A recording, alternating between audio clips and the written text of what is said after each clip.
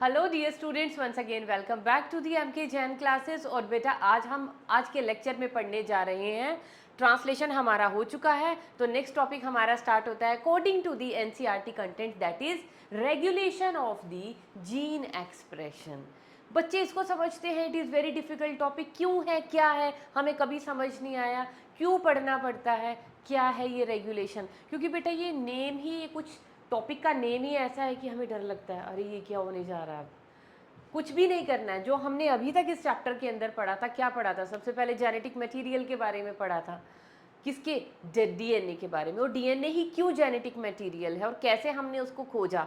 फिर उसके हमने स्ट्रक्चर की बात की, कैसे उसका स्ट्रक्चर जो है डिड्यूस हुआ था, कैसे फाइनली हम 3D स्ट्रक्चर पे पहुंचे। उसके बाद हमने आरएनए की बात की, फिर डीएनए से आरएनए, डीएनए से डीएनए कैसे बनता है, रेप्लिकेशन, देन डीएनए से आरएनए कैसे बनता है, ट्रांसक्रिप्शन, एंड देन आरएनए से प्रोटीन कैसे बनता है, दैट इज ट्रांसलेशन। ये सब कुछ ही तो किया है हमने अभी।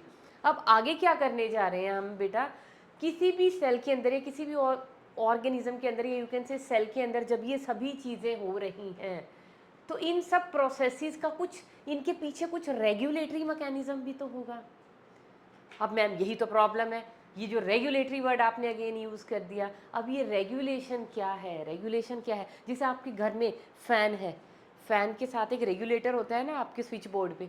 तो रेगुलेटर से आप 1 2 3 4 स्पीड यू कैन इंक्रीज और यू कैन डिक्रीज, और you can switch on the fan और you can switch off the fan.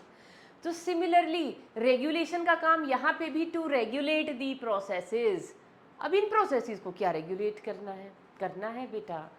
Suppose कीजिए, अब देखिए, सबसे पहले तो इस प्रोसेस को अच्छे से समझने के लिए वन बाय वन हम चीज़ों को चेकअप करेंगे।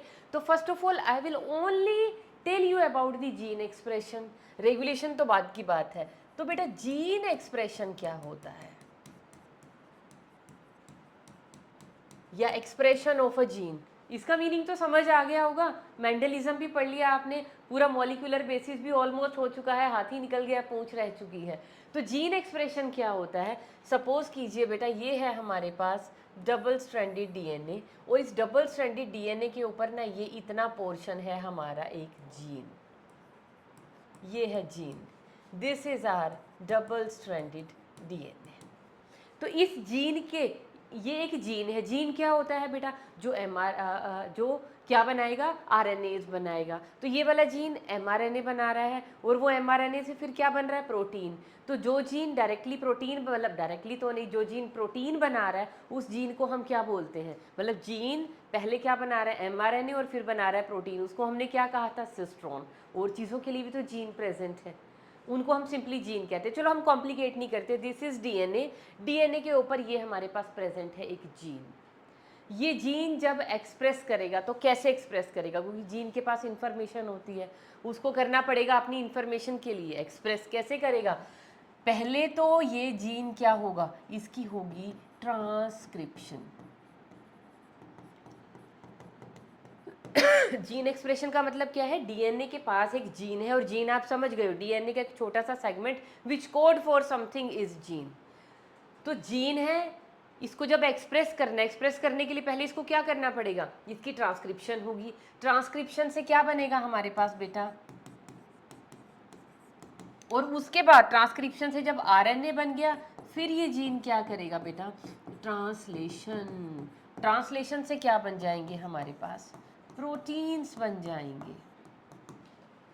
और ये प्रोटीन क्या है? स्ट्रक्चरल भी हो सकते हैं, कहीं मेटाबॉलिज्म में हेल्प कर रहे होंगे, कोई एंजाइमेटिक होंगे, या किसी तरह का कोई भी बायोमोलिकुलर स्ट्रक्चर होगा जो मेटाबॉलिज्म के लिए रिक्वायर्ड होगा। तो ये सारे तो जीन है, जीन ने अपने आप को एक्सप्रेस कर दिया, मतलब जीन ने अपना प्रोटीन बना दिया। प्रोटीन, इस प्रोटीन को बनाने की इंफॉर्मेशन जीन के पास थी। तो ये प्रोटीन क्या कर सकता है? किसी भी चीज़ का जो फिनोटाइप है, मतलब आपका कोई कैरेक्टर, आपकी अपीयरेंस, वो मे भी कर रहा हो, या आपकी मसल का कोई, मसल वाला जीन हो, मसल का कोई, जैसे इतने सारे प्रोटीन है मसल के अंदर, एक्टिन है, मायोसिन है, मे बी उनके लिए कोड कर रहा हो, किसी एंजाइम के लिए कोड कर रहा हो। ये सभी चीज़ें आपको पता है। प्रोटीन प्रोटीन प्रोटीन बहुत सारी चीज़ों में हमारी बॉडी के अंदर यूज़ होता है। तो हम क्या कहेंगे? डीएनए के ऊपर जो जीन प्रेजेंट था वो एक्सप्रेस कर गया। तो अब ये जीन है, इसने ये प्रोटीन बना दिया। हम कहेंगे जीन ने एक्सप्रेस कर दिया, इसी को हम बोलते हैं जीन का एक्सप्रेशन। पहले तो एक लाइन सीधी समझ में आ गई है, यही तो पढ़ा है हमने अभी तक इस चैप्टर में, जीन का एक्सप्रेशन ही तो पढ़ा है कि जीन एक्सप्रेस कैसे करता है। जीन को एक्सप्रेस करने के लिए पहले ट्रांसक्रिप्शन करनी पड़ती है, फिर उसको ट्रांसलेशन करनी पड़ती है। अब यहाँ पे एक और वर्ड आज ऐड हो गया है जिसको हमने लिखा है regulation. What is regulation? Regulation क्या है? क्या ये जो प्रोसेस है जीन एक्सप्रेशन का, क्या हम इस पर किसी तरह की लगाम भी लगा सकते हैं? लगाम लगाने का मतलब क्या है कि हम इस पर किसी तरह का रेगुलेशन या कंट्रोल कर सकते हैं इस प्रोसेस को। क्यों करनी कंट्रोल? क्योंकि बेटा सोच के देखिए, ये जीन एक्सप्रेस हुआ, इसने प्रोटीन बना दिया, पर इस प्रोटीन की आप सोच के देखिए, अगर तो हमेशा 24 आवर्स इसकी ज़रूरत है तो ये जीन कॉन्टीन्यूसली एक्सप्रेस करता रहेगा और ये प्रोटीन बनाता रहेगा, क्योंकि इस प्रोटीन की हमें 24/7 ज़रूरत है, तो बनने दो, एवरी टाइम बनने दो। लेकिन बॉडी के अंदर बहुत सारे प्रोटीन्स या बहुत सारे जीन ऐसे हैं जिनके प्रोडक्ट हमें चाहिए ही नहीं होते एट एवरी टाइम। कभी कभी जब ज़रूरत पड़ी सिर्फ हमें, तब उस जीन के प्रोडक्ट की ज़रूरत होगी। सपोज कीजिए ये जीन कोई एंजाइम बना रहा है और वो एंजाइम आपको तभी चाहिए अगर ज़रूरत पड़ी, तो पर इस डीएनए के पास तो ये जीन है, अब ये जीन है तो भाई ये तो एक्सप्रेस करता रहेगा, उस एंजाइम की ज़रूरत नहीं है, फिर भी ये तो बनाता जा रहा है, बनाता जा रहा है, बनाता जा रहा है। तो हमारी बॉडी के पास या हर सेल के पास एक मैकेनिज़्म है। क्या मैकेनिज़्म है? कि जब ज़रूरत नहीं है वो इस जीन को स्विच ऑफ करवा सकते हैं कि बस ज़रूरत नहीं है, काम करना करो बंद। लेकिन अगर ज़रूरत है तो उसको स्विच ऑन भी कर सकते हैं ज़रूरत पड़ने पे। तो ये जो स्विच ऑन और स्विच ऑफ करने का जो मैकेनिज़्म है ना, इसको हम बोलते हैं regulation of the gene expression. तो सबसे पहले ये बताइए, सिंपल लैंग्वेज में जीन एक्सप्रेशन समझ में आ गया। जीन क्या कर रहा है? अल्टीमेटली प्रोडक्ट बना रहा है। तो अगर तो ये प्रोडक्ट आपको कॉन्टीन्यूसली चाहिए तो जीन कॉन्टीन्यूसली काम कर रहा है, उस पर रेगुलेशन की ज़रूरत ही नहीं है, चलने दो चलने दो। लेकिन अगर इस जीन का प्रोडक्ट आपको कभी कभी चाहिए, हमारी बॉडी के अंदर उसकी रिक्वायरमेंट कभी कभी है, या सेल को उसकी रिक्वायरमेंट ऑन एंड ऑफ कभी ज़रूरत पड़ने पे है, तो क्या हम इस जीन को कॉन्टीन्यूसली करने देंगे एक्सप्रेस? अरे भाई इस प्रोडक्ट की रिक्वायरमेंट है नहीं और इसका ढेर लगे चले जा रहा है, तो हम क्या कहेंगे? अरे भाई सेल की एनर्जी वेस्ट हो रही है ये सारा काम करने में। ट्रांसक्रिप्शन, ट्रांसलेशन, सारी की सारी क्या थी? एनर्जी लगती है इन प्रोसेसेस के अंदर, सेल पूरा हिल जाता, कितने सारे रॉ मटेरियल्स यूज़ होते हैं। तो उस चीज़ को हमें सेव करना है। सेव करना है मतलब जब हमें नहीं है ज़रूरत इस सबस्ट्रेट की या इस एंड प्रोडक्ट की, तो हमें इस जीन को कहना पड़ेगा भैया काम बंद कर। तो अब हम मुंह से बोलेंगे तो सुनेगा नहीं, तो हमारी सेल्स के पास ऑटोमेटिकली ये मैकेनिज़्म है, उन्होंने अपने आप ये डेवलप किया हुआ है कि ज़रूरत ना होने पे हम इस जीन का एक्सप्रेशन बंद कर देंगे, जिसको हम क्या बोलेंगे? That is known as the switching off the gene. और जब ज़रूरत पड़ेगी तो हम क्या कर लेंगे? Switching on off the gene.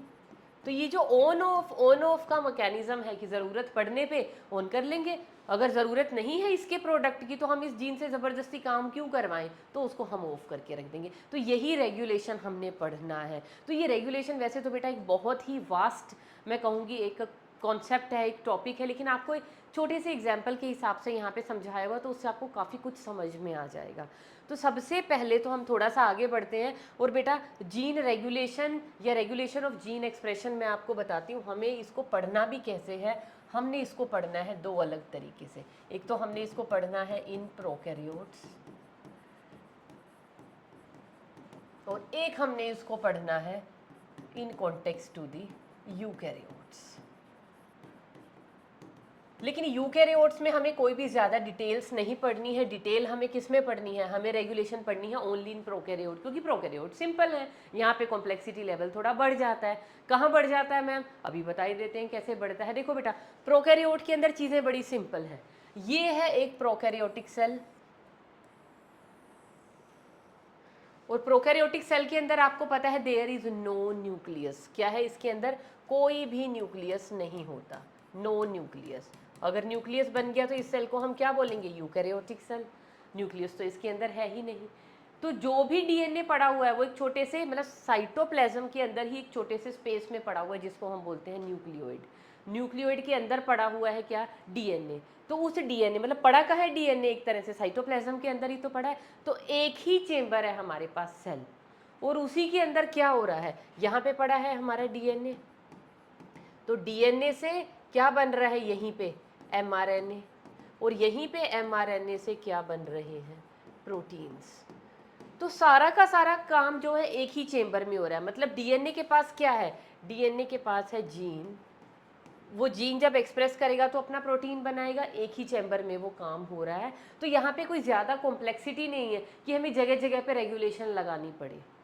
बस सिर्फ अगर आपको जीन ये एंड प्रोडक्ट को रोकना है ना, तो ये जो रेट ऑफ ट्रांसक्रिप्शन है, इस प्रोसेस को क्या कहेंगे, डीएनए से आरएनए बनने को हम क्या बोलते हैं, this is known as transcription. और एमआरएनए से प्रोटीन बनना इज ट्रांसलेशन। तो हम यहाँ पे ट्रांसक्रिप्शन लेवल पे ही होल्ट लगा देंगे, हम ट्रांसक्रिप्शन होने ही नहीं देंगे, तो जीन प्रोडक्ट मतलब प्रोटीन बनेगा ही सॉरी। तो जो प्रोटीन्स हैं हमारी वो बनेंगी ही नहीं, है ना। तो हम यहीं पे एक चेक पॉइंट लगा देंगे, बड़ा सिंपल है, सारा का सारा प्रोसेस हमारा रेगुलेट हो जाएगा। लेकिन अगर मैं यहाँ कहूँ यूकैरियोट में, यहाँ कौन सी कॉम्प्लेक्सिटी आ गई जिसकी वजह से हमें बुक में पढ़ाया भी नहीं जा रहा, लिखा जा रहा है it is beyond the scope of our knowledge. Knowledge नहीं कहना चाहिए, है ना, हमारी खोपड़ी के हिसाब से, हमारी विजडम के हिसाब से बहुत डिफिकल्ट हो जाएगा, ये आप लोगों के हिसाब से हमने पढ़ा हुआ है, ठीक है। तो यूकैरियोट्स के अंदर क्या है बेटा, यहाँ पे देखिए, सपोज कीजिए ये है हमारे पास यूकैरियोटिक सेल। यूकैरियोटिक सेल के अंदर बेटा प्रेजेंट होता है एक nucleus, this is the nucleus, है ना। कितना गंदा और बेकार न्यूक्लियस बनाया है, क्योंकि अगर एक पढ़ा लिखा इंसान बनाएगा और वो भी एक बायो की मैम बनाएगी तो वो कभी ये मिस्टेक्स नहीं करेगी जो मैंने कर दी, है ना। तो क्या होता है बेटा, न्यूक्लियस को हमेशा कैसा बनाएंगे, डबल मेम्ब्रेन, इसके ऊपर डबल मेम्ब्रेन ऑर्गेनेली है ना, तो यहाँ पे हम क्या बनाएंगे, इसकी न्यूक्लियर एनवलप। और न्यूक्लियर एनवलप, इसके अंदर क्या पड़ी हुई है, एक न्यूक्लियोलस, और यहाँ पे क्या पड़ा हुआ है, अंदर पड़ा हुआ है डीएनए। तो जब यहाँ पे जीन को एक्सप्रेस करना होगा, जीन क्या है, डीएनए ही तो है, तो जब जीन को एक्सप्रेस करना है तो कैसे करेगा, सबसे पहले ये डीएनए क्या करेगा, ये डीएनए करेगा बेटा ट्रांसक्रिप्शन,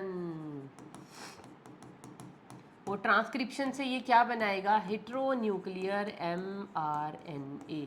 अब मेरे पास स्पेस पड़ गया है कम, तो एक काम करते हैं, है ना, कुछ तो करते हैं, इन चीज़ों को थोड़ा सा छोटा लिखते हैं ताकि इसके अंदर एकोमोडेट हो जाए सब कुछ। ये देखिए, अब क्या करते हैं, हम करते हैं अपने पेन को बारीक। चलो नाउ विल प्रोसीड। देखो बेटा, न्यूक्लियस के अंदर क्या पड़ा हुआ है, डीएनए। डीएनए का मतलब आई एम टॉकिंग अबाउट डीएनए के पास है जीन। यहाँ पे मैं कह रही हूँ ना, जीन एक्सप्रेशन को रेगुलेट करना मुश्किल है क्योंकि it is a multi level process. क्यों है मल्टी लेवल, देखो डीएनए है, डीएनए को जब मतलब जीन है, जीन को जब एक्सप्रेस करना है तो ऑब्वियसली पहले वो ट्रांसक्रिप्शन करेगा, ठीक है जी। यहाँ पे हुई ट्रांसक्रिप्शन,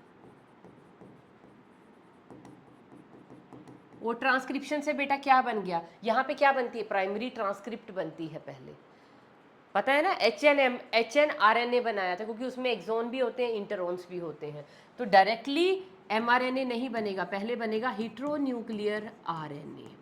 फिर इस हेटेरोन्यूक्लियर आरएनए की हमें क्या करवानी पड़ती है, मॉडिफिकेशन, या जिसको हम बोलते हैं पोस्ट ट्रांसक्रिप्शनल मॉडिफिकेशन या पोस्ट ट्रांसक्रिप्शनल प्रोसेसिंग। पोस्ट का मतलब बाद में, ट्रांसक्रिप्शन का मतलब ट्रांसक्रिप्शन के बाद। ट्रांसक्रिप्शन तो हो चुकी है, उसके बाद क्या होगा, अब post transcriptional, post transcriptional modification, ठीक है। पोस्ट ट्रांसक्रिप्शनल मॉडिफिकेशन, मेरे पास स्पेस कम है, आपको पता है मैं क्या लिख रही हूँ। वहां से फिर ये किस चीज में चेंज हो जाएगा बेटा, एमआरएनए में। लेकिन ये एमआरएनए भी अभी कौन सा है, इमेच्योर एमआरएनए है, इसकी हमें क्या करवानी पड़ेगी, ये एमआरएनए ये क्या अपनाया है, ये चीजें क्या है, दीज आर न्यूक्लियर पोर्स, अरे दीज आर न्यूक्लियर पोर्स। अब ये एमआरएनए अभी न्यूक्लियस से बाहर नहीं आ सकता, क्यों, अभी ये इमेच्योर एमआरएनए है, तो इसको न्यूक्लियस से बाहर, बाहर कहाँ से आएगा, न्यूक्लियर पोर में से आएगा, तो वहाँ बाहर आने से पहले इसकी क्या करवानी पड़ेगी हमें बेटा, कैपिंग एंड टेलिंग। अब कैपिंग एंड टेलिंग के बाद ये बन गया शेर, ये बन गया मैच्योर mRNA और ये आ जाएगा न्यूक्लियर पोर से बाहर। तो ये कौन सा mRNA है बेटा, ये है मैच्योर mRNA। कैसे पता चला ये मैच्योर mRNA है, बाहर साइटोप्लाज्म में पड़े थे न्यूक्लियस, अगर ये बिना कैपिंग टेलिंग के बाहर भागा था तो इसको खा लिया जाता, डिस्ट्रॉय हो जाता, इसकी डिस्ट्रक्शन हो जाती। तो ये वाला mRNA अब क्या है, 5 प्राइम एंड के पास एक कैप है इसके पास और 3 प्राइम एंड के पास एक पॉली ए टेल है ना, ओ 5 प्राइम एंड। तो यहाँ पे चलो बस 5 प्राइम 3 प्राइम एंड, ये हो गया मैच्योर mRNA। फिर ये mRNA साइटोप्लाज्म में आ गया ना, यहाँ पे राइबोसोम भी है, यहाँ पे tRNA भी है, उन सबके साथ ये मिलेगा और ये क्या बना देगा, ये बना देगा बेटा यहाँ पे प्रोटीन्स।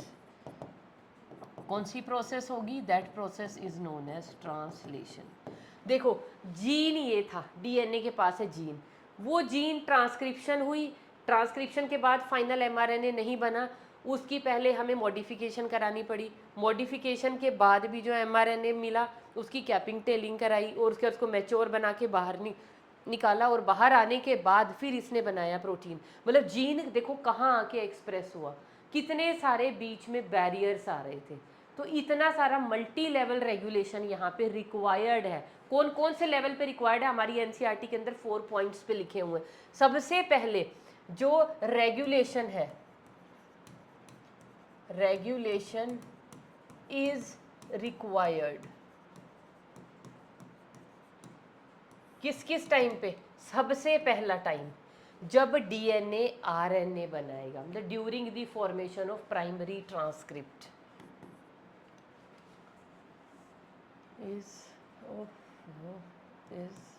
required during किस किस टाइम पे, अब यहाँ पे ड्यूरिंग लिखने की ज़रूरत नहीं है, ड्यूरिंग फॉर्मेशन ऑफ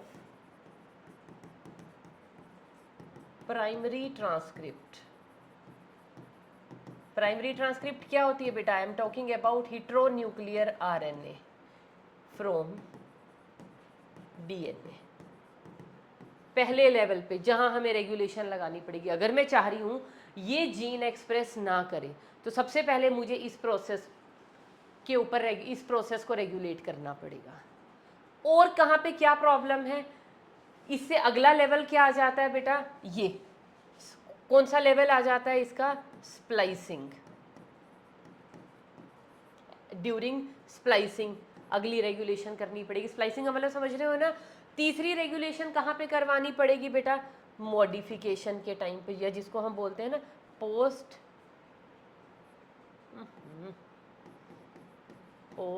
ट्रांसक्रिप्शनल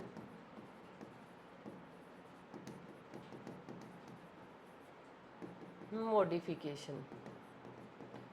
और वो मॉडिफिकेशन वैसे तो स्प्लाइसिंग भी आ जाता है, मैं किसकी बात कर रही हूँ यहाँ पे, आप ना ज़्यादा कंफ्यूज हो जाओगे। ऐसे लिख लेते हैं हम, सीधा लिख लेते हैं हम, सीधी लैंग्वेज में लिख रहे हैं। एनसीईआरटी इसके बाद पढ़ना आपको ज़्यादा समझ में आएगी। एक तो जब प्राइमरी ट्रांसक्रिप्ट बन रहा है, डीएनए ने ट्रांसक्रिप्शन किया और एचएनआरएनए बनाया, ये लेवल पे पहला रेगुलेशन। दूसरा रेगुलेशन जब एचएनआरएनए से हम क्या बना रहे हैं, एमआरएनए, सबसे पहला स्टेप क्या करना पड़ता है, उसमें से इंटरॉन को काटना पड़ता है, स्प्लाइसिंग। तीसरा क्या करना पड़ता है, थर्ड लेवल क्या है इनकी, जब हम कराते हैं कैपिंग एंड टेलिंग, या इसको इकट्ठा करके ना हमारी एनसीईआरटी के अंदर एक ही पॉइंट लिखा हुआ, जिसको लिखा हुआ पोस्ट ट्रांसक्रिप्शनल मॉडिफिकेशन, एक ही लिख लो चाहे आप। उसके बाद डी क्या आ जाता है हमारे पास, ये मॉडिफाई हो गया, कैपिंग टेलिंग होने के बाद बाहर आ गया एमआरएनए का exit from nucleus to the cytoplasm, मतलब ट्रांसफर ऑफ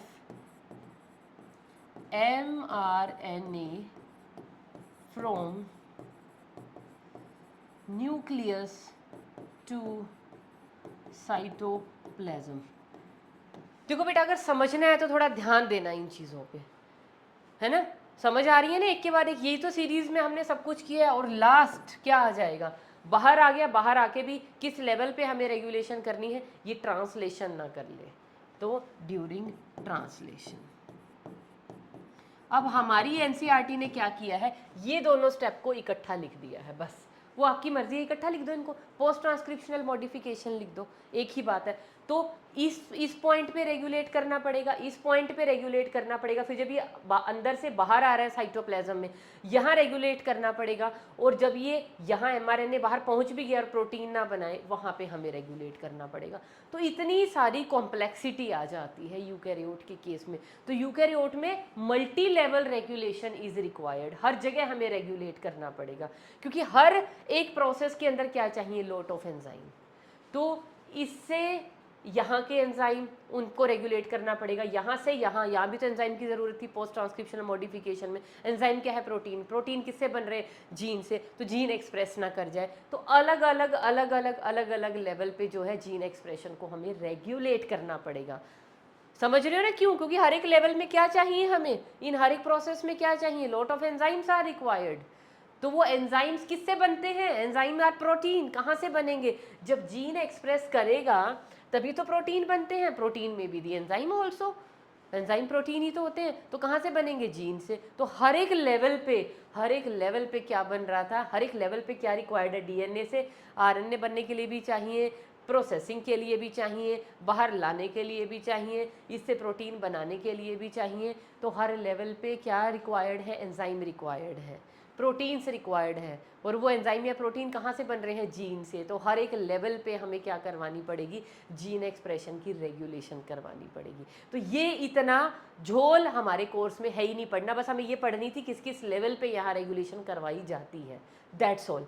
हमें क्या पढ़ना है, हमें पढ़नी है बेटा regulation of gene expression in prokaryote. और प्रोकैरियोट में कहाँ होती है, हमारी बुक के अंदर लिखा हुआ है to controlling the rate of transcription is the predominant site of the gene regulation। लिख दूं मैं भी इसको, to control the rate of transcription is the predominant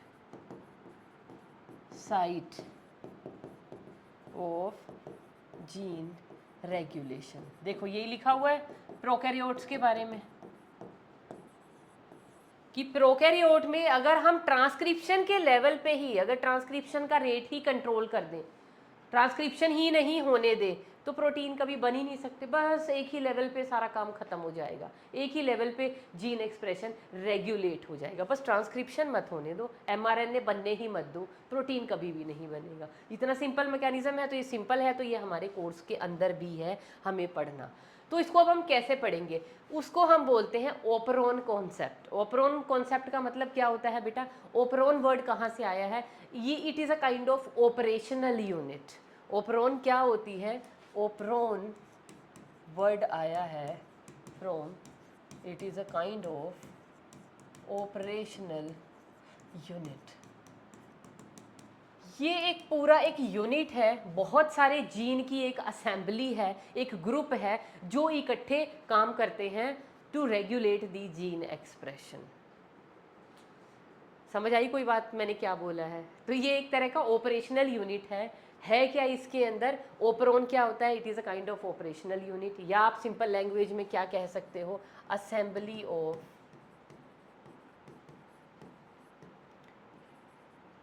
different type of genes. Different क्या है आप लिखिए, assembly of several types of genes. समझ लीजिए, थोड़ा जोर लगेगा और एक बार समझ में आ गया तो आपको अच्छा ये समझना था, कुछ भी नहीं था इसके अंदर। तो assembly of several type of genes, कौन कौन से जीन, एक आप लिख लीजिए बेटा, अब ये सब समझ आ जाएंगे, अभी लिख लीजिए आप।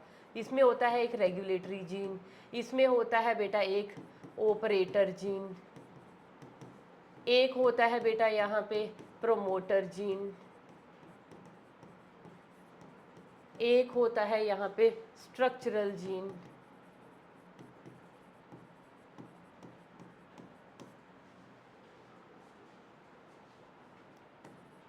which work together। तो ओपरोन क्या है? असेंबली है डिफरेंट टाइप के जीन्स की जो इकट्ठा काम करेंगे किस चीज़ के लिए? मेटाबॉलिज्म को रेगुलेट करेंगे किसी भी जीन को। जो जीन्स हैं इकट्ठे मिलके ये क्या करेंगे? एक मेटाबॉलिक प्रोसेस को रेगुलेट करेंगे। अब ये ऐसे समझ नहीं आएगा, इसको समझने के लिए हमें क्या करना पड़ेगा?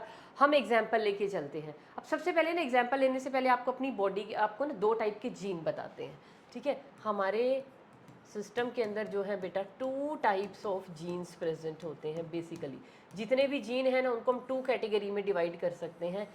एक जीन होते हैं बेटा जिनको हम बोलते हैं कॉन्स्टिट्यूटिव या हाउस कीपिंग जीन्स। क्या होते हैं? उनका नेम होता है कॉन्स्टिट्यूटिव, या इन्हीं को बोलते हैं बेटा हम हाउस कीपिंग जीन्स। और दूसरे होते हैं बेटा हमारे पास जिनको हम बोलते हैं लग्जरी जीन्स। लग्जरी जीन्स क्या है ये जीन? कॉन्स्टिट्यूटिव या हाउस कीपिंग। हाउस कीपिंग मतलब जो बॉडी के अंदर वो जीन जो मतलब जिनका प्रोडक्ट मतलब जिनको हम चाहते हैं कि वो 24/7 हमेशा वो एक्सप्रेस करते रहे, मतलब उनका जीन प्रोडक्ट जो है वो हमेशा रिक्वायर्ड रहेगा सेल को। जो भी जीन है उनका प्रोडक्ट अगर हमें कॉन्टिन्यूसली चाहिए मेटाबॉलिज्म के लिए तो उस जीन को तो हम हमेशा ऑन रखेंगे। तो कॉन्स्टिट्यूटिव या हाउसकीपिंग जीन कौन से होते हैं? ऑलवेज ऑन रहेंगे। जो जीन्स जो ऑलवेज वर्किंग करते रहेंगे क्योंकि उनका प्रोडक्ट जो है वो कॉन्टिन्यूसली ज़रूरत पड़ेगी उसकी for the metabolism. On the other hand है लग्जरी जीन्स। लग्जरी जीन क्या होते हैं? लग्जरी जीन जिनकी कभी कभी ज़रूरत पड़ेगी, कभी कभी ज़रूरत पड़ेगी, उनको हम क्या बोलेंगे? Luxury genes. तो ये क्या होंगे? अब इसको कैसे लिखें? ये मतलब जब ज़रूरत पड़ेगी तो इनको स्विच ऑन कर लिया जाएगा जब ज़रूरत होगी, और जब ज़रूरत नहीं होगी तो इन जीन्स को स्विच ऑफ कर दिया जाएगा कि भैया अब आपके प्रोडक्ट की ज़रूरत नहीं है। तो उन जीन्स को हम बोलते हैं लग्जरी जीन, जिनका जीन प्रोडक्ट हमें कभी कभी चाहिए, ज़रूरत पड़ने पे चाहिए तो इस जीन को हम ऑन कर लेंगे, जब नहीं इसके प्रोडक्ट की ज़रूरत तो हम इसको ऑफ कर देंगे। समझ में आ गई बात? और ये वाले क्या है? ऑलवेज ऑन रहेंगे, इनका प्रोडक्ट ऑलवेज रिक्वायर्ड रहेगा। कैसे जीन्स बता सकते हो? जैसे ग्लाइकोलाइसिस हो गया, क्रेब्स साइकिल हो गया, ये रेस्पिरेशन का प्रोसेस बॉडी के अंदर ऑलवेज चलता रहता है ना, तो इसमें जितने भी एंजाइम्स हैं वो ऑलवेज रिक्वायर्ड रहेंगे। ऑलवेज रिक्वायर्ड रहेंगे तो ये एंजाइम है क्या? Ultimately protein. कहाँ से बन रहे होंगे? जीन से। तो क्योंकि ये एंजाइम ये प्रोटीन कॉन्टिन्यूसली चाहिए क्योंकि रेस्पिरेशन का प्रोसेस कॉन्टिन्यूसली चलता रहता है, कितने सारे एंजाइम्स होते हैं इसके अंदर, तो वो सारे इसके सारे एंजाइम का जीन जो है ऑलवेज ऑन रहता है। ठीक है, तो यहाँ पे आप एग्जाम्पल लिख लीजिए। क्या एग्जाम्पल लिखेंगे?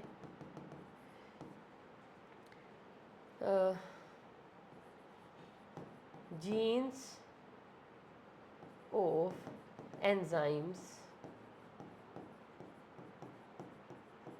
involved in glycolysis, Krebs cycle। ये सब हम 11th में पढ़ के आए ना, ये आप मोटा मोटा इसको लिख लीजिए इन सभी चीज़ों को। Simply respiration. और एक अभी हम पढ़ेंगे, जब मैं ओपरोन पढ़ाऊंगी वहाँ पे पढ़वाएंगे तो उसको ऐड कर लेना यहाँ पे। ये वाले जीन कौन से हैं? जिनकी ज़रूरत हुई तो ऑन कर लेंगे, लग्जरी बंदे हैं, ठीक है, नहीं ज़रूरत तो इनको स्विच ऑफ करके रख दिया जाएगा। ये कौन से हैं? अभी हम पढ़ेंगे। Lac Z, lac Y and lac A gene. क्योंकि हमने ये एग्जाम्पल लेना है तो मैंने भी इसी का एग्जाम्पल ले लिया क्योंकि अभी हमें इसको पढ़ना है। तो ये जीन होते हैं हमारे पास, तो जो कॉन्टिन्यूसली ज़रूरत है जिनके प्रोडक्ट की वो जीन हमेशा ऑन रहेगा। उन जीन को हम क्या बोलते हैं? कॉन्स्टिट्यूटिव। सारा दिन कुछ ना कुछ कॉन्स्टिट्यूटिवली बनाते रहेंगे, वो है हाउस कीपिंग जीन्स। और ये जीन जो कभी ज़रूरत पड़ी तभी इनके प्रोडक्ट की ज़रूरत है, उस जीन को हम तभी ऑन करेंगे। ये हो गए हमारे लग्जरी जीन्स। अब आ जाइए बेटा ओपरोन। अब ओपरोन समझने के लिए हम क्या करेंगे? आपकी बुक के अंदर जो प्रोकैरियोट का एग्जाम्पल लिया है ना बेटा, किसका लिया है? हमें रेगुलेशन पढ़नी है इन ई कोलाई कि मैडम बोले जा रहे हैं जीन को ऑन किया जा सकता है, जीन को ऑफ किया जा सकता है। Is it possible? उसको अब हम एक एग्जाम्पल लेके समझाएंगे ई कोलाई का। और वो जब एग्जाम्पल लेते हैं तो हमारी एक तरह से हम लैक ऑपरोन पढ़ लेते हैं। अब क्या किया, सपोज कीजिए मुझे इस ई कोलाई बैक्टीरिया को उगाना है, इसको मल्टीप्लाई करना है, तो इसको कल्चर मीडियम में रखना पड़ेगा। तो मैंने एक पेटरी डिश ली या कोई भी जो भी कल्चर मीडिया जहाँ भी आपको बनाना है, उसके अंदर क्या डाल दिया हमने, कल्चर मीडियम, और वहाँ पे डाल दिया हमने ई कोलाई। तो कल्चर मीडियम के अंदर क्या थे, न्यूट्रिएंट्स। उन न्यूट्रिएंट्स के ऊपर फीड करके ये ई कोलाई डिवाइड होना शुरू कर देंगे, 1 से 2, 2 से 4, 4 से 8, पता ही आपको कैसे डिवाइड करते हैं, पूरी कॉलोनी बन जाएगी। ई कोलाई की हमने क्या बनानी है, पूरी कॉलोनी बनानी है। तो क्या करेंगे, कल्चर मीडिया लेंगे, और इसको उगाने के लिए जो हमने कल्चर मीडिया लिया उसके अंदर हमने क्या डाल दिया, यूजुअली हम शुगर्स डाल देते हैं, ग्लूकोज। यहाँ पे इन दी एब्सेंस ऑफ ग्लूकोज, अब सपोज करो यहाँ पे डाल दिया गया है लैक्टोज।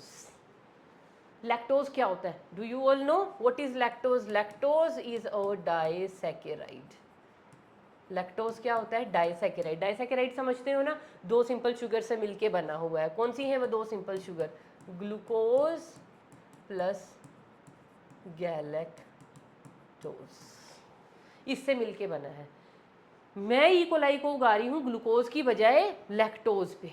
अब आपको पता होना चाहिए, नहीं भी पता होगा तो आप सुन लीजिए, ई कोलाई जो है ना लैक्टोज, जैसे ग्लूकोज को तो डायरेक्टली ही वो क्या कर लेगी, यूज अप कर लेगी उस एनर्जी के लिए, और उससे फटाफट से वो डिवाइड कर लेगी। लेकिन लैक्टोज को ई कोलाई डायरेक्टली मेटाबोलाइज नहीं कर सकती अपने, मतलब इसको असिमिलेट डायरेक्टली नहीं कर सकती अपने पर्पजेज के लिए।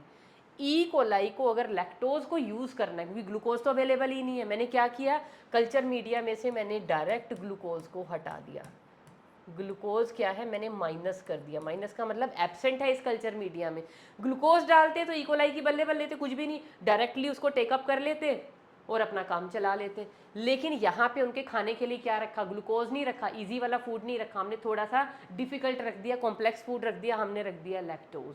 तो ई कोलाई लैक्टोज के ऊपर कैसे फीड करेगी, कैसे फीड करेगी, सबसे पहले ई कोलाई इस लैक्टोज को ब्रेक करेगी।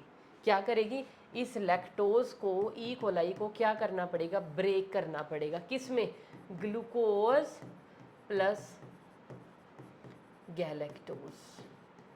और ये तोड़ने का काम किसका होता है, यहाँ पे एक एंजाइम लगता है बेटा, उस एंजाइम का नेम होता है, सॉरी उस एंजाइम का नेम होता है बीटा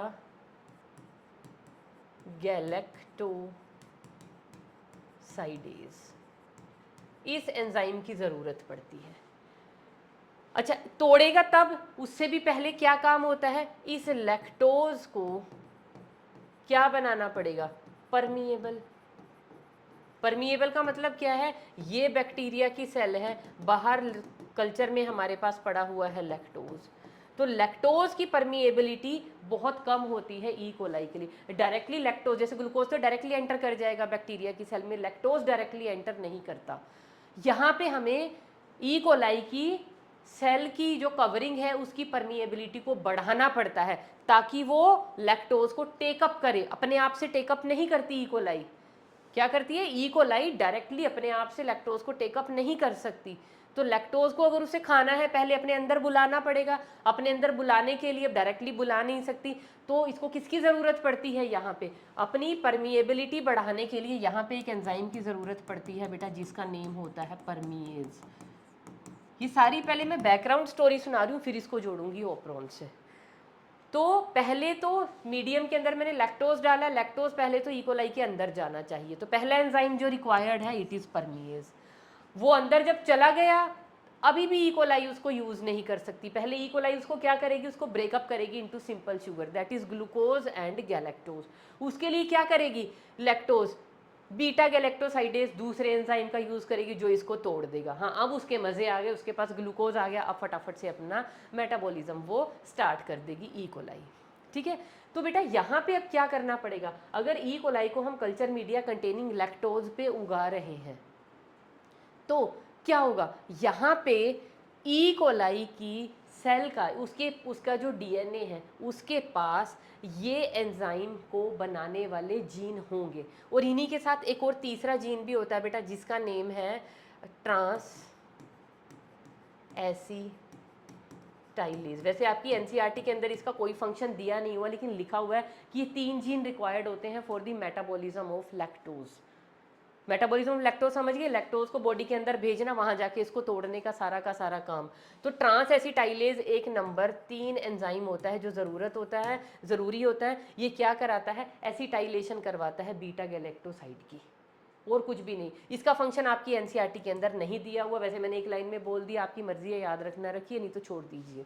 लेकिन ये तीनों के तीनों, तो ये तीनों एंजाइम ई कोलाई की बॉडी के अंदर, मतलब ई कोलाई के डीएनए के अंदर ये तीनों एंजाइम को बनाने वाले जीन प्रेजेंट होंगे। तो जब हम ई कोलाई को उगा रहे थे ग्लूकोज पे, तो इन तीनों जीन की जरूरत पड़ी नहीं रही थी, क्योंकि मीडियम में लैक्टोज था ही नहीं। देखिए, when lactose is not present in media, culture media में नहीं प्रेजेंट, तो ये जो 3 एंजाइम है, ये 3 एंजाइम, कैसे लिख दूं मैं इनको? 1 + 2 + 3 जो एंजाइम्स हैं, उनकी ज़रूरत पड़ने वाली है? नहीं पड़ने वाली। तो क्या ई कोलाई इनको बनाएगा? क्यों बनाएगा? स्विच ऑफ रखा हुआ आपने उन जीन्स को, लेकिन वो जीन प्रेजेंट तो है ना। लेकिन व्हेन लैक्टोज इज इंट्रोड्यूस्ड, जब लैक्टोज को हम मीडिया के अंदर डाल देंगे, तब इन तीनों एंजाइम की हमें ज़रूरत पड़ने वाली है। और इन तीनों एंजाइम को बनाने वाला जीन कहाँ प्रेजेंट है? ई कोलाई के डीएनए के अंदर प्रेजेंट है। तो डीएनए में जीन प्रेजेंट है, अब उन जीन को स्विच ऑन करना पड़ेगा। समझ में आ गया? तो बस वो काम हमें करना है, वहाँ से हमें रेगुलेशन समझ में आएगी कि कोई भी जीन स्विच ऑन और स्विच ऑफ कैसे होता है। अब आपको सबसे पहले करा देते हैं एक काम कि ओपरोन क्या होती है। ओपरोन को मैंने क्या लिखा था? It is the assembly of several genes. कौन कौन से जीन? एक ओपरोन क्या होता है, मतलब ओपरोन क्या है? मैं अभी क्या बना रही हूँ, ये है मेरे पास बेटा double stranded DNA, and I am talking about a gene. जब एक जीन होता है, जीन के पास अपना switch on switch off mechanism होता है। कैसे होता है? जीन को आप किससे जानते हो? जीन डीएनए के ऊपर अगर जीन ढूंढना हो तो आपको पता है ना, वहाँ पे एक प्रोमोटर रीजन होता है, एक टर्मिनेटर रीजन होता है। तो यहाँ पे भी ये डबल स्ट्रैंडेड डीएनए है, ये मैंने जीन लिया है। जीन के पास क्या होता है बेटा? एक होता है प्रोमोटर, पी। पी क्या रिप्रेजेंट कर रहा है यहाँ पे? Promoter gene. प्रोमोटर समझते हो ना, जहाँ पे आरएनए जाके, आरएनए पॉलीमरेज जाके बाइंड होता है। किस लिए बाइंड होता था भाई? ट्रांसक्रिप्शन उसी ने करवानी है। डीएनए से आरएनए कैसे बनता है? ट्रांसक्रिप्शन से। और ट्रांसक्रिप्शन कौन करवाता है? RNA polymerase. ट्रांसक्रिप्शन करवाने के लिए आरएनए पॉलीमरेज कहाँ जाके बाइंड होता है? प्रमोटर पे। ये हमें सबको पता है, ठीक है।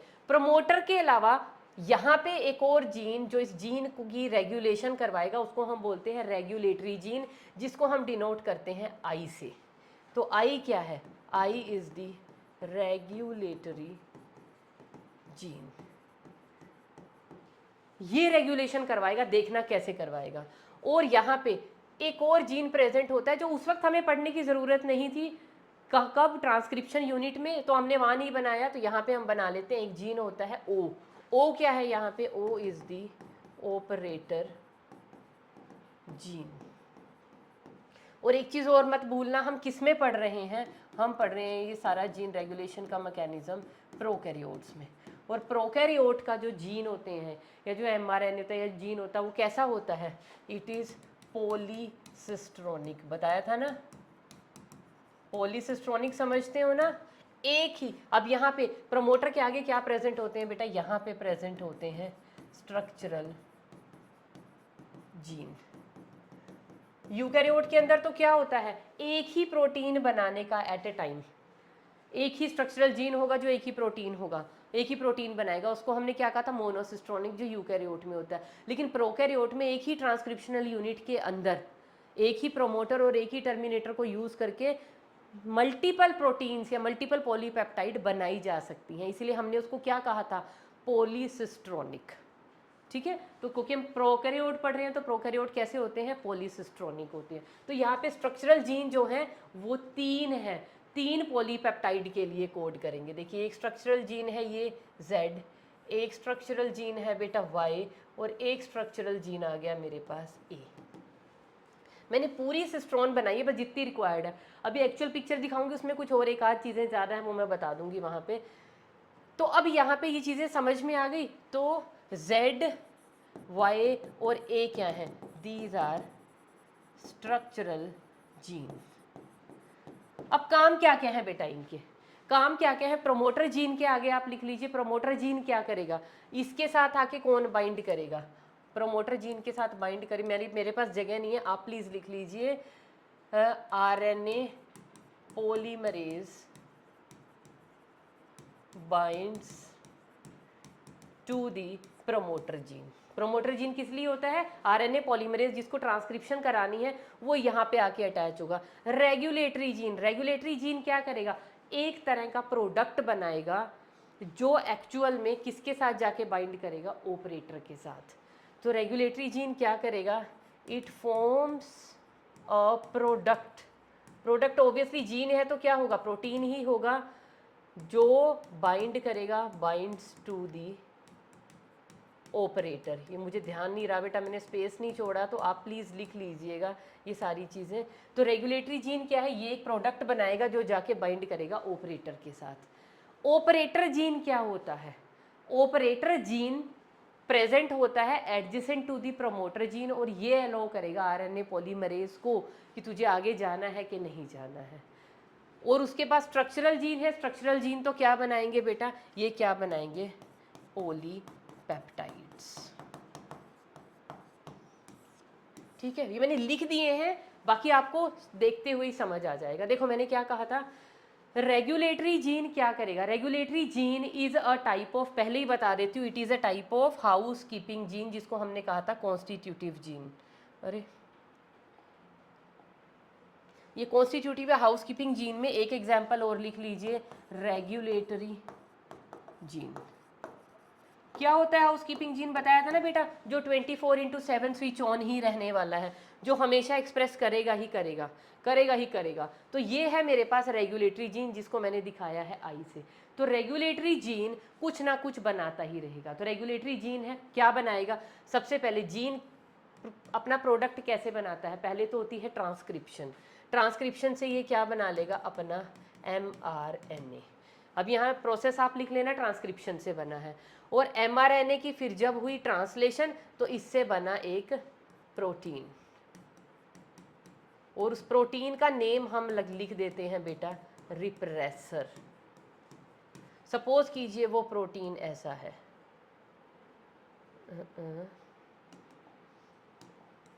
सपोज कीजिए this is the shape of the protein. ठीक है, ये ऐसा प्रोटीन एक बना है, ये बनता जा रहा है, बनता जा रहा है, बनता जा रहा है। अभी देखो, जब मीडियम के अंदर when there is no lactose, ये कंडीशन कब है? When there is no lactose in the medium, no lactose in the medium. ये तीनों के तीनों जीन क्या बनाएंगे पता है आपको? ये तीनों के तीनों जीन है, मैंने बताया ना, एक लैक्टोज बनाएगा, एक परमीएज बनाएगा, एक बीटा गैलेक्टोसाइडेज बनाएगा, एक ट्रांस एसिटाइलेज बनाएगा, जो लैक्टोज को मेटाबोलाइज करेंगे। अब क्योंकि लैक्टोज मीडियम में है ही नहीं, तो इन तीनों जीन से हमें इनके प्रोडक्ट नहीं चाहिए, नहीं चाहिए, तो हमें इस जीन को स्विच ऑफ करके रखना पड़ेगा। कैसे स्विच ऑफ करेंगे? ये जो रेगुलेटरी जीन है ना बेटा, ये अपना क्या, ये तो एक तरह का कॉन्स्टिट्यूटिव या हाउसकीपिंग जीन है, ये तो अपना प्रोडक्ट बनाता ही रहेगा। इसके प्रोडक्ट बनाने से ना ये ऑपरोन स्विच ऑफ रहेगी। कैसे स्विच ऑफ रहेगी? ये जो प्रोडक्ट है ना इसका, ये जाके ना बेटा यहाँ पे बाइंड हो जाता है विद दी ऑपरेटर। और ऑपरेटर कैसा होता है? ऑपरेटर के पास ना यहाँ पे साइट्स होती हैं, कैसी? ऐसे, इस तरह की। तो ये वाला प्रोडक्ट जाके, जैसे लॉक एंड की मैकेनिज्म पढ़ा है ना हमने, इस तरह से जाके इसके अंदर यहाँ फिट हो जाता है, यहाँ पे बैठ जाता है, और इसको ऑपरेटर को क्या कर देता है? ब्लॉक। ये ब्लॉक हो गया तो बेटा इस प्रमोटर के ऊपर आके जब लगेगा RNA पॉलीमरेज, तो वो आगे नहीं जा पाएगा। क्यों नहीं जा पाएगा? ऑपरेटर क्या है? ब्लॉक्ड पड़ा हुआ है। ब्लॉक ऑपरेटर जो है, कभी भी ऑपरेटर क्या पड़ा हुआ है यहाँ पे? ब्लॉक्ड। किसने ब्लॉक किया? इस रिप्रेसर ने, तभी इसको रिप्रेसर कहा है। ये ब्लॉक हो गया तो ये RNA पॉलीमरेज को आगे जाने नहीं देगा। तो लिख ले यहाँ पे, तो operator is blocked by repressor protein. कहाँ से बना है रिप्रेसर प्रोटीन? लिख लीजिए फ्रॉम द रेगुलेटरी जीन। ठीक है, ये इतना लंबा मैं नहीं लिख रही, आप लिख लेना। Operator is blocked by the repressor protein which in turn prevent the RNA polymerase to carry out transcription. ये RNA पॉलीमरेज को ही प्रिवेंट करेगा, ये इसको आगे जाने ही नहीं देगा, ये ट्रांसक्रिप्शन कर ही नहीं पाएगा। तो इस केस में हम क्या कहेंगे, जो ओपरोन है ना, that operon is switched off. Off क्यों है? इसके प्रोडक्ट बन ही नहीं रहे हैं स्ट्रक्चरल जीन के, ओपरोन ऑफ है। कैसे ऑफ हुई? रेगुलेटरी जीन का एक प्रोडक्ट बन रहा था, वो जाके ऑपरेटर के साथ बाइंड हो रहा था, और ऑपरेटर कहाँ पड़ा हुआ है? प्रमोटर और स्ट्रक्चरल जीन के रास्ते में। अगर ये ब्लॉक कर रहा है इसको, ये ब्लॉक होने के बाद RNA पॉलीमरेज को जाने नहीं देता आगे, क्योंकि ये यहाँ पे पहुँच गया तो ट्रांसक्रिप्शन करवा देगा। तो RNA पॉलीमरेज जा नहीं पाएगा, ट्रांसक्रिप्शन होगी नहीं, ट्रांसलेशन होगी नहीं, प्रोटीन बनेंगे नहीं, एंजाइम बनेंगे ही नहीं, क्योंकि ज़रूरत भी नहीं है, मीडियम में लैक्टोज है ही नहीं। अब दूसरा केस ले लेते हैं, when lactose is there in the medium. अगर लैक्टोज मीडियम में होगा ना बेटा, लैक्टोज क्या करेगा? लैक्टोज इस रिप्रेसर के साथ आके बाइंड कर जाएगा। इफ लैक्टोज इज प्रेजेंट, देखना दूसरा केस, अगर लैक्टोज प्रेजेंट है तो लैक्टोज क्या करेगा? Lactose binds to repressor. Lactose किसके साथ बाइंड हो जाएगा? अगर लैक्टोज हुआ वो यहां आके इसके साथ बाइंड हो जाएगा, और अगर ये बाइंड हुआ, इसके बाइंड होने से क्या हो जाएगी? रिप्रेसर की जो है शेप है वो चेंज हो जाएगी, और शेप चेंज होने की वजह से ये क्या हो जाएगा? Unable to block operator. It will become unable to block operator gene. और जब ऑपरेटर जीन ब्लॉक नहीं हुआ तो बड़े इजीली इसके ऊपर से स्लाइड करके RNA पॉलीमरेज आगे निकल जाएगा और क्या करवा देगा? तीनों के तीनों एंजाइम की यहाँ से सिंथेसिस हो जाएगी। तो उस कंडीशन में हम क्या कहेंगे? ओपरोन इज स्विच ऑन, क्योंकि ये अपना प्रोडक्ट बना रही है। सबस्ट्रेट जो है, अब यहाँ पे सबस्ट्रेट क्या लिया है? लैक्टोज। अब आपकी माइंड में एक क्वेश्चन आ रहा होगा कि मैम लैक्टोज कैसे चली जाएगी? ई कोलाई के अंदर लैक्टोज कैसे जाएगा? हमने तो कहा था लैक्टोज तब जाएगा, पहले ये 3 एंजाइम बनेंगे, इन 3 में से एक एंजाइम परमीएज बन रहा है जो मीडियम में से अंदर लेके जाएगा लैक्टोज को। बेटा अभी एक चीज़ यहाँ पे याद रखना, थोड़ा सा लैक्टोज ऑलरेडी ई कोलाई के अंदर एंटर कर जाएगा, क्योंकि थोड़ा बहुत परमीएज ई कोलाई की बॉडी के अंदर हमेशा पड़ा होता है। थोड़ा बहुत परमीएज ई कोलाई की बॉडी के अंदर ऑलरेडी प्रेजेंट है। परमीएज क्या करवा देगा? लैक्टोज को अंदर एंटर करवा देगा ई कोलाई में। तो बहुत थोड़ा, ना के बराबर लैक्टोज में enter inside the E coli, starting में ही जब इसको मीडिया में रख दिया, क्योंकि उसके अंदर थोड़ा सा परमीएज प्रेजेंट था, उसकी वजह से थोड़ा बहुत लैक्टोज चला गया। और ये जो थोड़ा बहुत लैक्टोज गया है ना, ये अंदर जाके किसका काम कर रहा है? इंड्यूसर का काम कर दिया इसने अंदर जाके। यहाँ पे जब ये इसके साथ बाइंड हुआ ना बेटा, यहाँ पे लैक्टोज किसका काम कर रही है? Lactose is acting as an inducer. Inducer का काम क्या है? रिप्रेसर के साथ बाइंड कर दिया, बाइंड हो गया, उसकी शेप बिगाड़ दी, शेप ऐसी बिगड़ी कि वो अब इस यूनिट में जाके फिट नहीं हो रहा है, ऑपरेटर फ्री है, मजे से ये जीन्स यहाँ पे बन रहे हैं। तो इसीलिए ये जो लैक ऑपरोन पता कहाँ से नाम आया? लैक्टोज का मेटाबॉलिज्म हो रहा है, लैक्टोज से रिलेटेड जीन्स बन रहे हैं, यहाँ पे लैक्टोज मेटाबॉलिज्म के जीन बन रहे हैं, तो लैक वहाँ से वर्ड आया है ना। और इसको हम एक और नेम देते हैं, इसको हम बोलते हैं बेटा इंड्यूसिबल ऑपरोन। क्या बोलते हैं? इंड्यूसिबल ऑपरोन। क्यों बोलते हैं इंड्यूसिबल ऑपरोन? क्योंकि यहाँ पे इंड्यूसर प्रेजेंट होगा तब ये ओपरोन ऑन होगी, और इंड्यूसर कौन था? लैक्टोज। अगर मीडियम में प्रेजेंट है तो ये ऑन होगी, अगर एब्सेंट है तो ये ऑफ रहेगी। तो ये है बेटा हमारा NCERT का डायग्राम। तो इसमें समझ लिया जाए, देखिए इन एब्सेंस ऑफ इंड्यूसर। और इंड्यूसर कौन है हमारे पास? लैक्टोज। जब मीडियम में लैक्टोज है ही नहीं तो ये तीनों के तीनों जीन हमें नहीं चाहिए, ये भी नहीं चाहिए, मतलब जीन तो है, इनका प्रोडक्ट हमें नहीं चाहिए। तो उस टाइम पे ये जो आई है, I is the regulatory gene. Regulatory gene ने क्या बनाया? एक रिप्रेसर, मतलब रेगुलेटरी जीन पहले एमआरएनए बनाएगा। एमआरएनए कौन सा? रिप्रेसर एमआरएनए बोल दिया। एमआरएनए की जब ट्रांसक्रिप्शन होगी तो ये क्या बन गया हमारे पास? Repressor protein. तो ये हुई ट्रांसक्रिप्शन और ये हो गई बेटा ट्रांसलेशन। अब ये जो प्रोटीन बना है इसने जाके ब्लॉक कर दिया ऑपरेटर को। तो repressor bind to the operator region and prevent RNA polymerase from transcribing the operon. कुछ नहीं हुआ।